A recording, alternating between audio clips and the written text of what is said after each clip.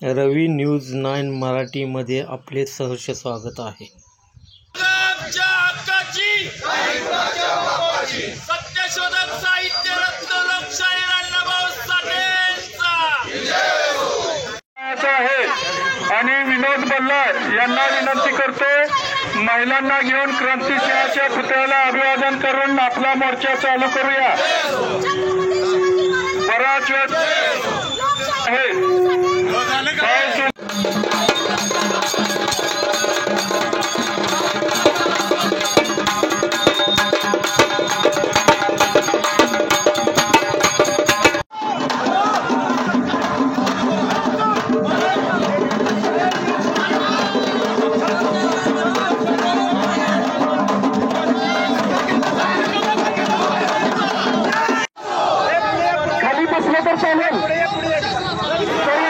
विनंती करतो, आपण खाली बसा।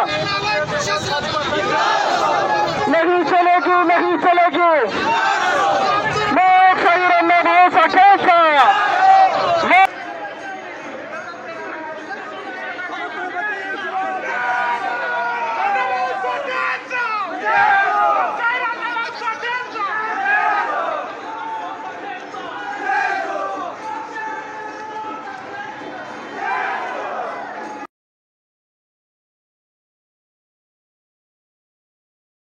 इस्लामपूर तहसील कार्यालयाच्या समोर सत्यशोधक अण्णाभाऊ साठे यांच्या पुतळ्याची मागणी गेले 30 ते 40 वर्षापासून समस्त समाज बांधव अण्णाभाऊंच्या विचाराच्या अनुयायी यांच्या माध्यमातून संघर्ष आंदोलन अनेक तीव्र असे आंदोलन झाले, पण येथील प्रशासनाला स्थानिकच्या काही राजकीय मंडळींना प्रस्थापितांना खऱ्या अर्थानं अण्णाभाऊ साठेंना त्यांच्या विचारापासून वंचित ठेवायचं होतं। म्हणून गेले 40 वर्ष झालं आपला समस्त मातंग समाज संघर्ष करत होता, पण 1 ऑगस्टचे औचित्य साधून समस्त मातंग समाजानं व अण्णाभाऊ साठे कृती समिती असेल, मार्गदर्शक असेल, या सर्वांनी निर्णय घेतला आणि तहसील कार्यालयाच्या समोर अण्णाभाऊंचा पूर्णाकृती पुतळा या ठिकाणी स्थापन करण्यात आला।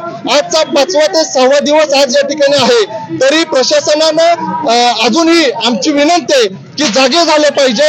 अण्णाभाऊंसाठी जे परवानगी लागतात, जी काही प्रोसेस आहे, जागेची प्रोसेस आहे, ते ताबडतोब केली पाहिजे। म्हणून या अण्णाभाऊंच्या पुतळ्याच्या न्याय हक्कासाठी समस्त जिल्ह्यातून, महाराष्ट्रातून मातंग समाज, बहुजन समाज एकवटला आहे आणि या ठिकाणी टक्कर मोर्चा घेण्यात आला। या टक्कर मोर्चामध्ये 10 ते 15 आमच्या बांधवांनी टक्कर मोर्चामध्ये स्वतःचं डोकं फोडून घेतलं आणि रक्तबंबाळ झाले। या रक्ताची जी काही किंमत आहे या प्रशासनाला मोजायला लागल्याशिवाय राहणार नाही। हा समाज एकवटला होता, तर लवकरात लवकर निर्णय झाला पाहिजे आणि अण्णाभाऊंचा पुतळा कायमस्वरूपी या तहसील कार्यालयाच्या परिसरामध्ये बसला पाहिजे। नाही बसला तर याचा तीव्र असं पडसाद महाराष्ट्रभर उमटल्याशिवाय राहणार नाही। काही अनुचित प्रकार घडल्यास याला प्रशासन जबाबदार असेल। अस्मिता आहे, तरी मातंग समाजाच्या वतीने व जयंती महोत्सवाच्या समितीच्या वतीने या ठिकाणी 1 ऑगस्ट रोजी पुतळा बसवण्यात आलेला आहे, परंतु या ठिकाणी प्रशासनाचा व राज्यकर्त्यांचा, इथल्या स्थानिक राज्यकर्त्यांचा याला ठाम विरोध आहे। आणि जर का या राज्यकर्त्यांचा किंवा पुढाऱ्यांचा जर दबावाला जर बळी पडून इथल्या प्रशासनाने जर या पुतळ्याला जर हात घालण्याचा प्रयत्न केला तर संबंध महाराष्ट्रभर याचे पडसाद उमटले जातील। आणि जर का या पुतळा इथं कायमस्वरूपी केला नाही तर येत्या काळामध्ये महाराष्ट्रातील एकाही लोकप्रतिनिधीला किंवा एकाही मराठी मंत्र्यांना, आमदारांना, खासदारांना या महाराष्ट्रात आम्ही फिरू देणार नाही, एवढा इशारा देतो। पुतळा तहसीलदार कचेरीच्या समोर आम्ही बसवलेला आहे। वाळवा तालुक्यातील तमाम मातंग समाजातील सर्व पक्ष संघटना, पुरोगामी संघटनेने बसवलेला आहे।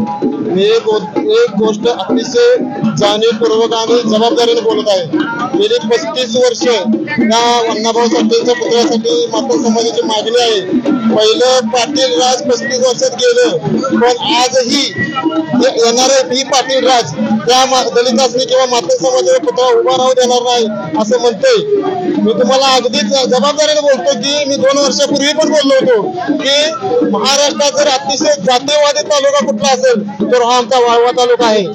इथल्या कुठल्याही पाटील राजला अजिबात मान्य नाही की एका मांगाचा पुतळा, खरं म्हणजे वास्तविक यांनी माग म्हणून अण्णाभाऊंकडे बघितलंय, पण सगळ्या देशाने महाराष्ट्रातल्या महापुरुषाच्या यादीत अण्णाभाऊंचं नाव घेतलेलं आहे. पण या पाटील राज, या वाळवा तालुक्यातलं पाटील राज अण्णाभाऊ साठेंचा पुतळा इथे बसवू देणार नाही. पण आम्ही पण सांगतोय, मांगाची अवलाद आहे, अण्णाभाऊ साठेंचा पुतळा आहे त्याच जागेवर बसवीन. आज एकाच रक्त सांडले, हजारो रक्त सांडतील, एवढे तुम्हाला इशारा देतो आणि थांबतो. इस्लामपूर ईश्वरपूर या ठिकाणी साहित्यरत्न लोकशाहीर अण्णाभाऊ साठे यांचा पुतळा 1 ऑगस्टला समाज बांधवांनी इथं बसवलेला आहे. आपण बघत असाल माझ्या पाठीमागे पुतळा आहे. हा पुतळा काढावा म्हणून हा सगळा खेळ प्रशासनाचा चालू आहे. खरं तर या विभागाच्या मध्ये काम करणारे काँग्रेस, राष्ट्रवादी, शिवसेना, भाजप या सगळ्या पक्षाचे नेते मंडळी तिथं आली. त्यांनी अभिवादन केलं आणि सांगितलं की साहित्यरत्न लोकशाहीर अण्णाभाऊ साठेंच्या पुतळ्याला आमचा विरोध नाही. मग या पुतळ्याला विरोध आहे कुणाचा हा प्रश्न आहे. या विभागाचे जे आमदार आहेत जयंतराव पाटील साहेब ते इथं आले नाहीत.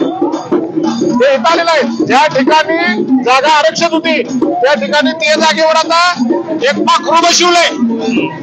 कुणाचं? जिल्हा मध्यवर्ती बँकेचं. मग ती लय महत्वाचं का? लोकशाहीर अण्णाभाऊ साठे महत्वाचे, हे महत्वाचा विषय आहे. आणि जयंतराव पाटील यांच्या दबावाखाली तिथलं प्रशासन सगळं काम करतंय, पोलीस प्रशासन इथलं काम करतंय, नगरपालिका काम करतात, तहसीलदार करताय आणि प्रांत अधिकारी इथं काम करतायत. आज टक्कर आम्ही घेतली.